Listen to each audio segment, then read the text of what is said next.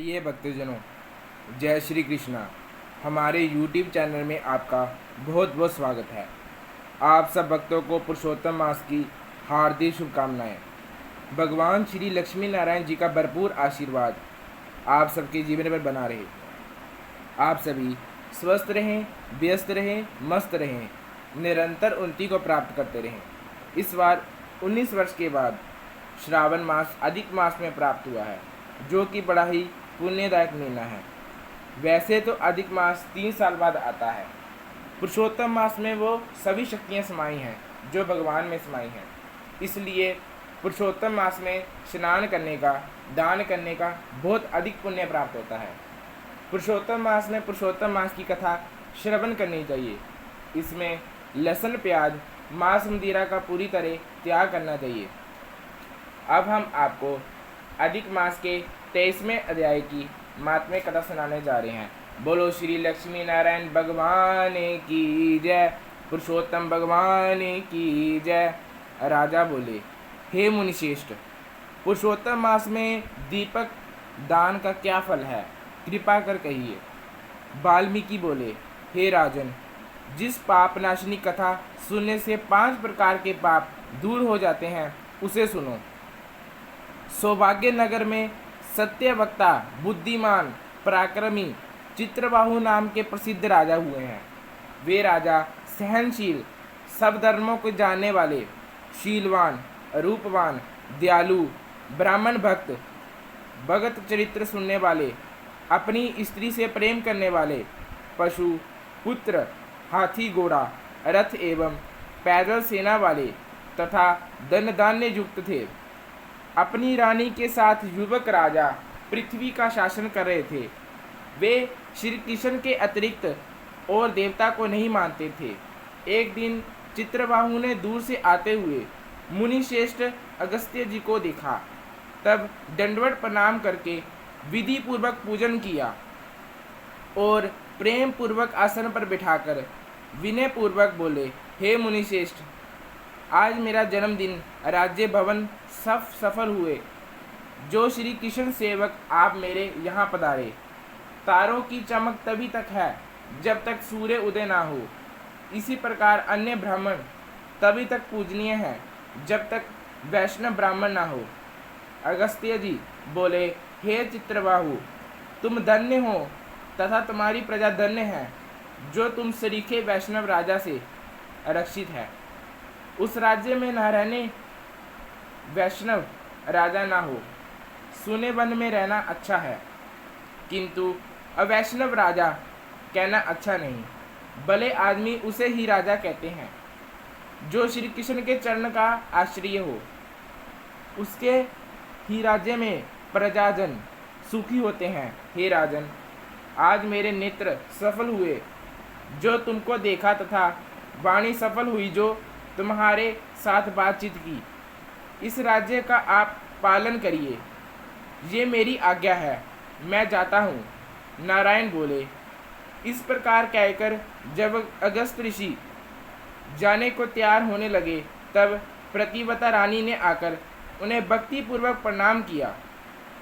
अगस्त्य जी बोले, सौभाग्यवती हो, इस प्रकार आशीर्वाद दिया। मुनि को सिर झुकाकर हाथ जोड़कर पुनः चित्रबाहु बोले, मेरे पास अटूट संपत्ति, अकंटक राज्य, प्रतिवता, आज्ञाकारिणी स्त्री किस पुण्य से प्राप्त हुए हैं। श्री नारायण बोले, जब राजा ने इस प्रकार मुनि से निवेदन किया, तब मुनि एकाग्र मन से ध्यान कर बोलने लगे। अगस्त्य जी बोले, मैंने तुम्हारे पूर्व जन्म का सब चरित्र जान लिया है। वे जब इतिहास तुमसे कहता हूँ, सुनो। चमत्कार नाम के नगर में तुम शुद्ध जाति में मणिग्रीव नाम से प्रसिद्ध थे और जीव हिंसा करने में लगे रहते थे।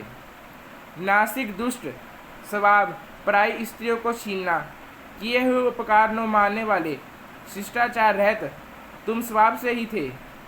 और जो इस समय ये स्त्री है, वे ही पूर्व जन्म में मन वचन कर्म से पतिपरायण तुम्हारी स्त्री थी।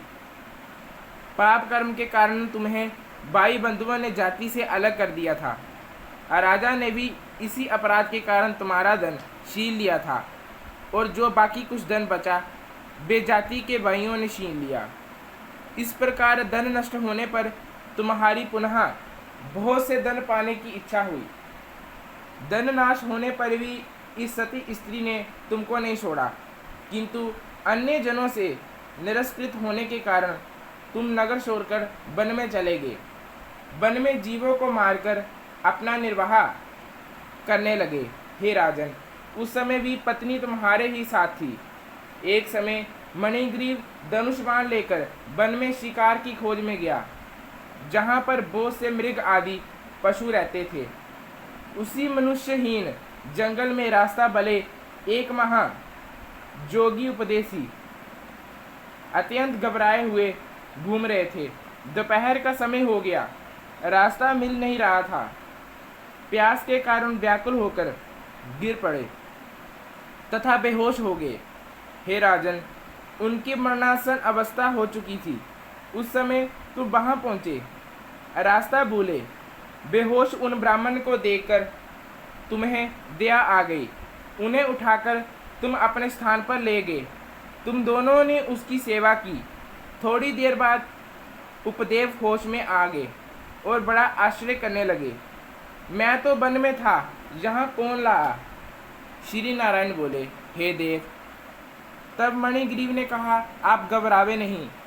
जहाँ कमलियाँ से भरा सुंदर स्वच्छ शीतल जल से भरा तालाब है, आप वहीं चलकर स्नान करें। प्रातः कर्म से निर्वित होकर फलाहार एवं जल पाने करें, फिर सुखपूर्वक विश्राम करें। अगस्त्य जी बोले, उपदेव ब्राह्मण होश में आने पर मणिग्रीव की बात सुनते हुए स्वस्थ होने पर प्यास लगने के कारण उठे। तब मणिग्रीव ने उनको सहारा देने के लिए भुजा पकड़ ली। उसी के सहारे वे ब्राह्मण तालाब पर पहुँचे और हे राजन, किनारे पर पुनः विश्राम करने लगे। तालाब के किनारे बट वृक्ष की छाया में विश्राम के बाद स्नान कर नित्य कर्म कर वासुदेव भगवान के पूजन में लग गए। तदंतर देवता तथा पितृ तर्पण किया। बाद में शीतल जल पान कर उसी बट वृक्ष के नीचे आ बैठे। तब स्त्री के साथ मणिग्रीव ने आकर मुनि को प्रणाम किया तथा उनका सत्कार किया। और मणिग्रीव बोला, हे ब्राह्मण, हमारा उद्धार करने के लिए आज आप जहाँ पधारे हैं, आपके दर्शन मात्र से मेरे पाप दूर हो गए हैं। ये कहकर अपनी स्त्री से बोला, अरे सुंदरी, पके हुए जो आम के फल हैं वे शीघ्र लेकर आओ, देर ना करना, और जो भी कुछ फल हो वे भी ले आना। इस प्रकार अपने स्वामी के वचन सुन वे प्रतिवता शीघ्र ही उठकर आश्रम के कूद फल आदि ले आई और ब्राह्मण के सम्मुख रख दिए।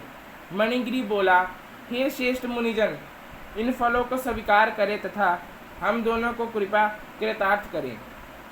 उपदेव जी बोले, हे भले आदमी, मैं तुमको नहीं जानता, तुम कौन हो? अपना परिचय दीजिए। मणिग्रीव बोले, ब्राह्मण श्रेष्ठ, मैं एक शूद्र हूँ। मणिग्रीव मेरा नाम है। अपने जाति भाइयों ने मेरा त्याग कर दिया है। इस प्रकार उसके वचन सुनकर ब्राह्मण ने फलाहार कर लिया। उनकी आत्मा बड़ी प्रसन्न हुई। तदंतर जल पिया। जल पान कर ब्राह्मण सुखपूर्वक बैठ गए। तब मणिग्रीव ने उनके चरण गोद में रखकर दावना प्रारंभ कर दिया और मणिग्रीव, जहाँ हिंसक जीव विचरण कर रहे हैं, जल भी प्राप्त नहीं है, आप कैसे पधारे? उपदेव जी बोले, हे महाबाग, मैं ब्राह्मण हूँ। प्रयागराज जाते हुए इस दारुण वन में आकर रास्ता भूल गया था। वहाँ मैं थक गया था, प्यास जोर की लग रही थी और मैं मरणासन था। तभी तुमने मुझे जीवन दान दिया। हे मणिग्रीव, तुम दोनों स्त्री पुरुष ने इस घोर वन में वास क्यों लिया है, ये तो मुझे बता दो, कदाचित मैं तुम्हारे किसी दुख को दूर सकूं। अगस्त्य जी कहने लगे कि इस तरह उपदेव की ललित वाणी सुनकर पत्नी के ही समक्ष अपने मन में अपने दुख दरिद्र से मुक्ति की लालसा लिए मणिग्रीव अपने कर्मों और उनके फलों की प्राप्ति की संपूर्ण गाथा सुनाने लगा। बोलो पुरुषोत्तम भगवान की जय। इस तरह नई नई जानकारियों के लिए लाइक सब्सक्राइब करें। धन्यवाद।